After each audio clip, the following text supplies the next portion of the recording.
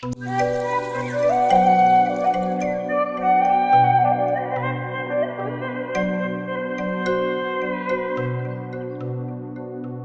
lereng Gunung Ciremai berdiri sebuah bangunan bersejarah yang didirikan Pangeran Sadewa Madrais, putra Pangeran Alibasa dan Ibu Ratu Kastewi dari Kepangeranan Gebang Kinatar, Cirebon Timur.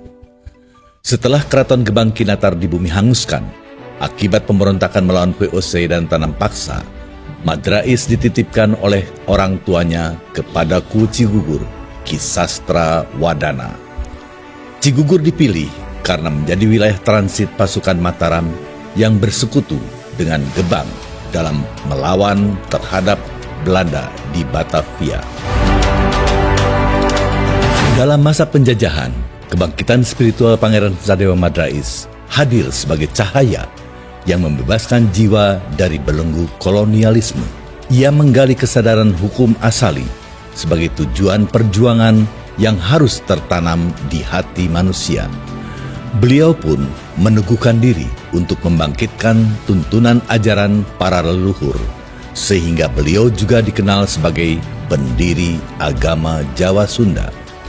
Namun perjuangan itu penuh tantangan, hingga Belanda memenjarakannya sebagai tahanan politik di Bovendigul, Papua, karena menganggap ajarannya mengancam misi penjajahan.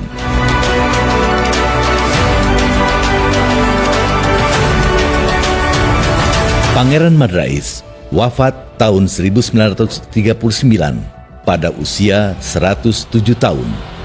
Perjuangan dan spirit ajaran ADS dilanjutkan oleh Pangeran Tejabuana sebagai putra laki-laki dari pernikahan Pangeran Madrais dan Ibu Ratu Sitiama.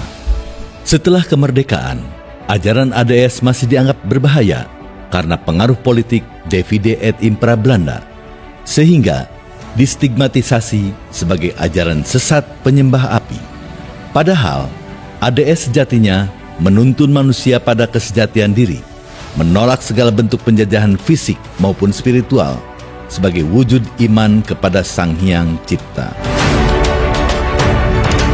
Serangan terhadap ADS mengakibatkan terjadinya persekusi yang dilakukan oleh gerombolan DITII yang membakar gedung Paseban sebagai pusat ADS. Pada tahun 1955, Pangeran Tejabuana berpindah-pindah untuk mengungsi bersama keluarga ke Bandung, yang selanjutnya menetap di Cirebon. Tahun 1964, situasi kondisi politik Indonesia sangat carut-marut. Para penganut agama leluhur banyak disasar untuk dipersekusi dengan tuduhan komunis. Bertubi-tubi, Pangeran Tejabuana pun mendapatkan fitnah melakukan pemerasan karena adanya pemalsuan tanda tangan oleh orang yang tidak bertanggung jawab, yang mengakibatkan Pangeran Tejabuana terancam di penjara.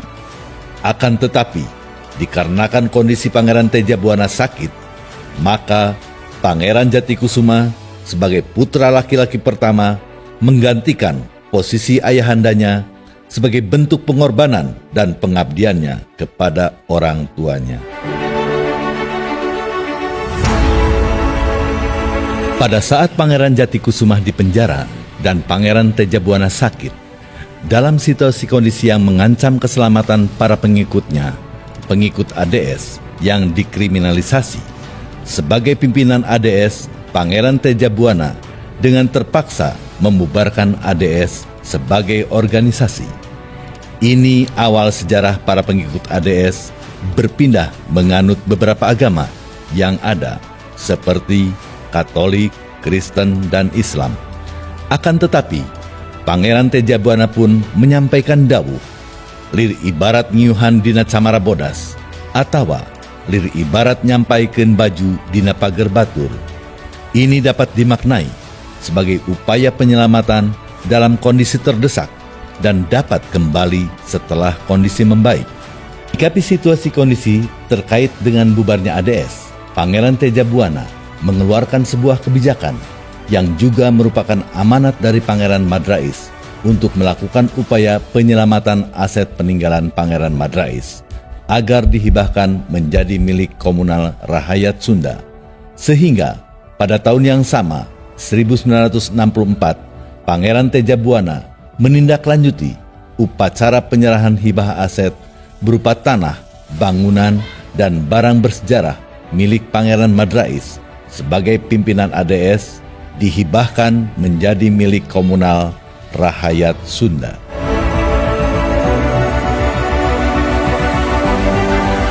Pada tahun 1978, Pangeran Teja Buana wafat di usia 86 tahun, meninggalkan 4 putra dan 6 putri.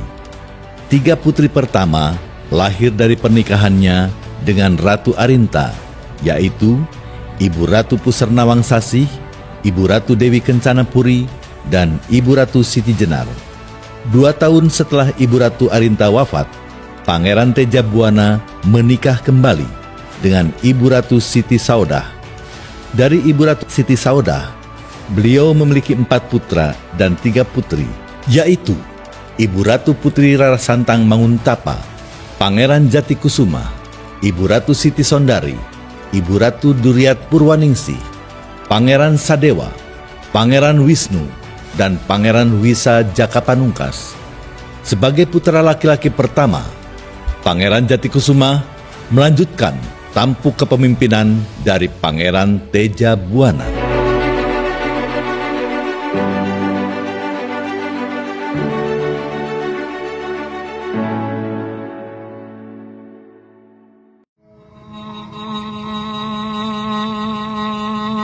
Sejak muda, Pangeran Jatikusuma ditempa disiplin ayahandanya hingga tumbuh sebagai pribadi tangguh, peduli pendidikan, seni, dan budaya.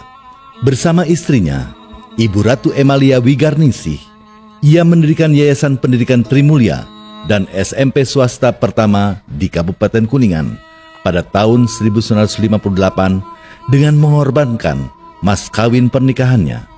Pada tahun 1969, ia juga mendirikan Lingkung Seni Purwawirahma untuk melestarikan seni tari, gamelan, dan tembang, sekaligus membangun kembali semangat masyarakat yang terpuruk oleh stigma. Melalui seni sebagai bahasa universal perdamaian, Purwawirahma berkembang menjadi ruang pengenalan budaya Sunda dan memperkaya tradisi serentahun di Cigugur. Kiprah Pangeran Jatikusuma akan kepedulian terhadap sejarah dan budaya menjadi awal keterlibatan beliau dalam proyek penelitian arkeologi nasional. Ia ditunjuk sebagai teknoarkeolog dalam kegiatan penelitian sebaran artefak kebudayaan di wilayah Kuningan dan sekitarnya oleh Dirjen Sejarah dan Purbakala. Pada saat itu, ditemukanlah situs Taman Purbakala Cipari beserta peninggalan artefak-artefak masa Megalitikum. Atas kontribusinya menata ulang situs Purbakala, terbukalah kesempatan beliau untuk memperjuangkan pengajuan pencagar budayaan kawasan Paseban Tripanca Tunggal kepada Dirjen Kebudayaan, sehingga pada tahun 1976 akhirnya ditetapkan Cagar Budaya Nasional sebagai bangunan bersejarah yang dilindungi oleh undang-undang.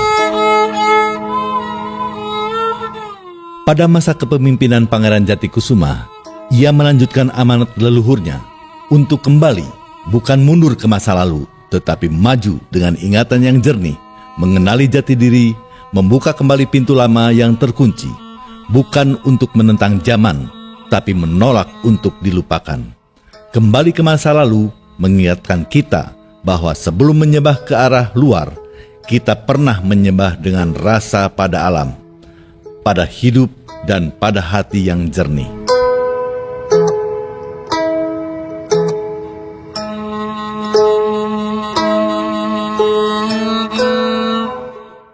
Pada tahun 1980, Pangeran Jatikusuma lantas mendirikan paguyuban adat cara karuhun urang, Patsku.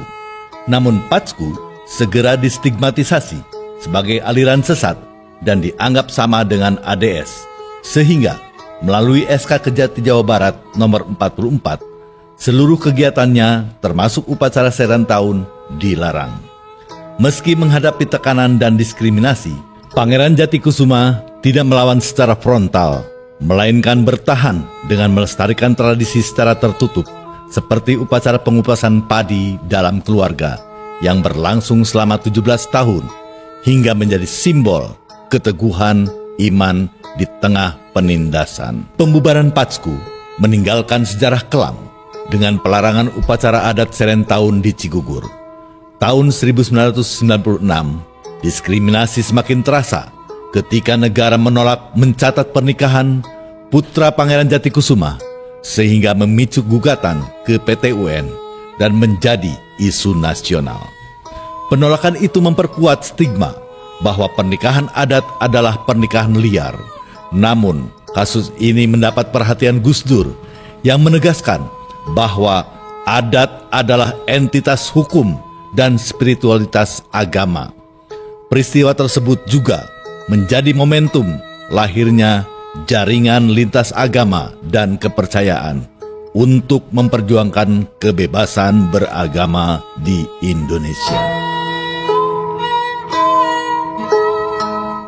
Pasca tragedi Mei 1998, para tokoh agama nasional mendorong negara hadir dalam memulihkan korban melalui deklarasi Ciganjur yang difasilitasi Kiai Haji Abdurrahman Wahid. Dalam kondisi ini, Pangeran Jatikusuma turut aktif dan bersama para tokoh reformasi dan tokoh lintas agama, di antaranya Megawati Soekarno Putri, Kiai Haji Abdurrahman Wahid, Kardinal Julius Darmoatmojo, Biku Panyafaro, Ibu Gedong Bagus Oke, Chandra Setiawan, Suster Helena.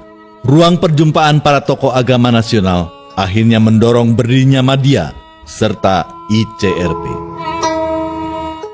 Menyikapi konflik agama dan etnis yang meluas, Pangeran Jatikusuma melalui Yayasan Trimulya bekerja sama dengan Aliansi Masyarakat Adat Nusantara menggelar dialog elemen bangsa bertema peran masyarakat adat dalam menjawab tantangan krisis multidimensi tahun 1999 di Paseban Tripancatunggal.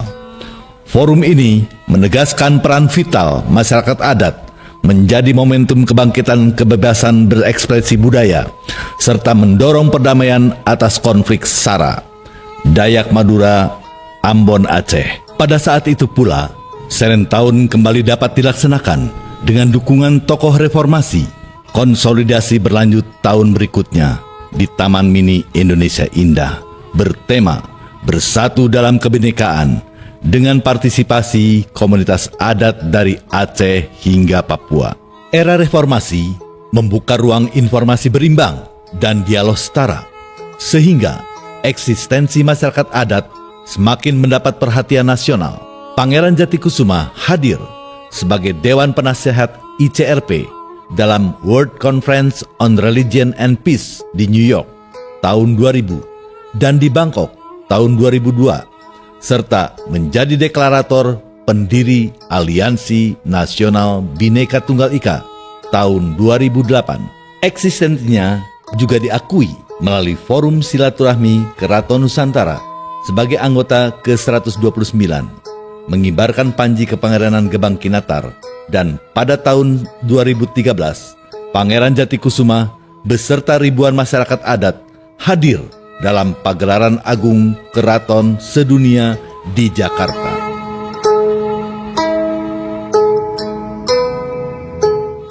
Pangeran Jatikusuma tidak hanya bergerak dalam konsolidasi, tetapi juga memperkuat ajaran adat melalui budaya.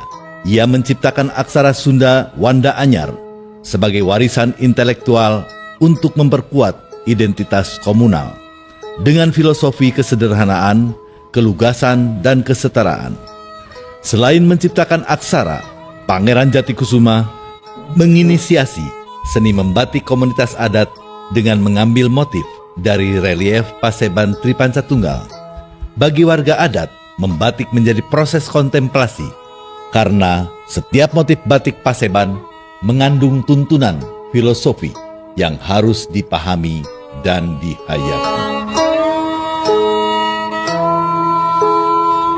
Dedikasi Pangeran Jatikusuma sebagai pemangku adat Akur Sunda Wiwitan mendapatkan berbagai penghargaan, antara lain Anugerah Kebudayaan dari Kemendikbud RI 2018, Ikon Prestasi Pancasila, kategori Social Entrepreneur dari BPIP 2019, serta Nugra Jasa Dharma Pustaloka sebagai pelestari naskah kuno peninggalan Pangeran Madrais berjumlah sekitar 100.000 halaman tulisan tangan otentik. Meski mendapat pengakuan nasional dan regional, Pangeran Jatikusumah dan masyarakat Akur Sunda Wiwitan tetap menghadapi tantangan di tingkat lokal akibat politik penguasa setempat. Penolakan terhadap penetapan masyarakat hukum adat mendelegitimasi keberadaan mereka hingga terjadi perampasan tanah adat tahun 2018 dan penyegelan bakal makam Pangeran Jatikusumah 2020. Peristiwa ini dinilai sebagai pelanggaran HAM berat dan menjadi sorotan media internasional.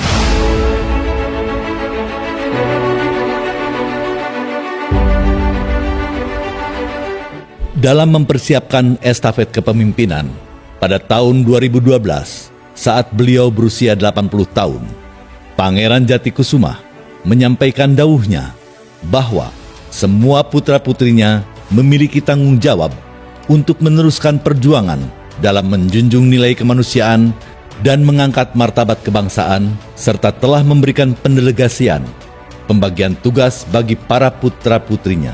Perjuangan Pangeran Jatikusumah tidak pernah berhenti, bahkan sampai akhir hayatnya. Beliau mempersiapkan masa purna tugas kehidupannya dengan tetap mewariskan pesan terbaik yang patut untuk dipahami menjadi penuntun perjalanan peradaban bangsa.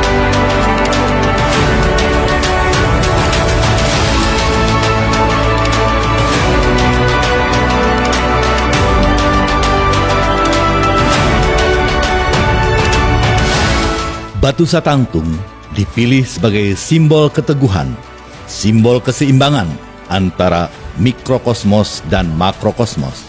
Simbol Batu Satangtung adalah simbol perjalanan ruh menuju asal, lambang kesinambungan hidup serta tegaknya nilai-nilai luhur yang abadi.